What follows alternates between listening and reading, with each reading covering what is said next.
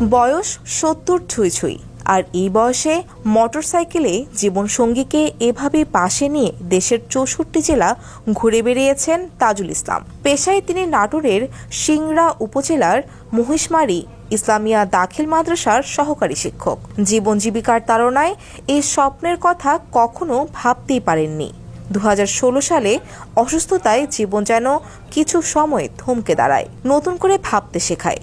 সুস্থ হয়ে সে ভাবনা থেকে নিজ জেলার নাটোর থেকে ২০১৭ সালে যাত্রা শুরু করেন নিজেকে খুঁজে পাওয়ার। টেকনাফ থেকে তেঁতুলিয়া নিঃশব্দে জীবন সঙ্গীকে নিয়ে ঘুরে বেরিয়েছেন ক্লান্তহীন। কত শহর, নগর, গ্রাম নিজেদের চোখে উপভোগ করেছেন। পুরোটা সময় পাশে থেকে উৎসাহ ও সাহস জুগিয়েছেন সাবেক স্বাস্থ্যকর্মী তার স্ত্রী। হার্টের অপারেশনের পর থেকে আমি নতুন জীবন ফিরে পাই। তখন থেকেই ভ্রমণ পিপাসু হয়ে যাই। তখন থেকে আমার দেশ ভ্রমণের ইচ্ছা জাগে, দেশকে এবং দেশের বিভিন্ন অঞ্চল ঘুরে দেখার, এবং আমি সেই পদক্ষেপ নিয়েই আমার যাত্রা শুরু করি। আমি সারাক্ষণ আমার স্ত্রীকে নিয়ে ঘুরি, আমি তাকে ছাড়া কোথাও যাই না।